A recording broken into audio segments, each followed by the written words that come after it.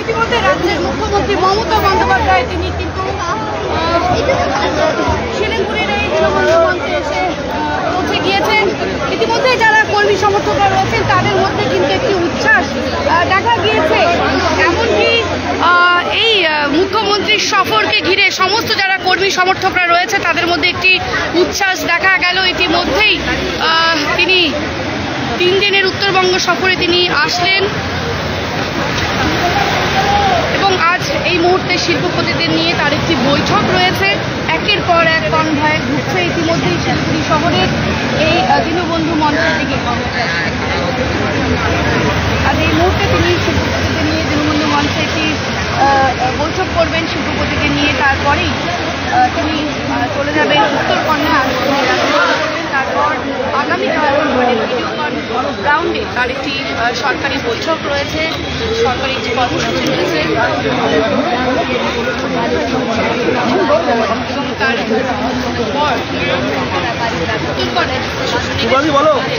পর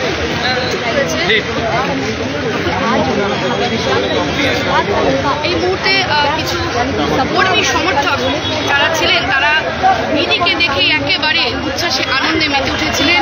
কি বলবেন এই মুহূর্তে একেবারেই কাছের থেকে দিদিকে দেখলেন এবং আপনারা তার যে উপহার রেখেছিলেন তাকে দিতে পেরে আপনাদের কেমন লাগছে? সবচেয়ে বড় কথা হচ্ছে দিদির তৃণমূল ছাত্র পরিষদের কথাটা আলাদাই আবেগ, আলাদাই ভালোবাসা। দিদি তৃণমূল ছাত্র পরিষদের পতাকা দেখলে দিদি দাঁড়িয়ে পড়ে। লাস্ট টাইমও আমরা দাঁড়িয়েছিলাম, সে সময় দিদি দাঁড়িয়ে গেছিলো। এবছর আমাদেরই কলেজেরই ছাত্র দিদির জন্য একটা ছবি হাতে আঁকা, সেটা আমরা দিদিকে দিতে পারলাম। দিদি নিজে সেটা গ্রহণ করলো, সেটা আমাদের অত্যন্ত আবেগের। কি বলবেন?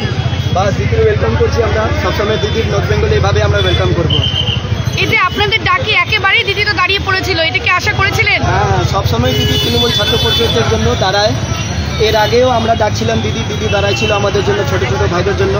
ওইটার জন্য সবসময় দিদি ওয়েলকাম করবো আমরা।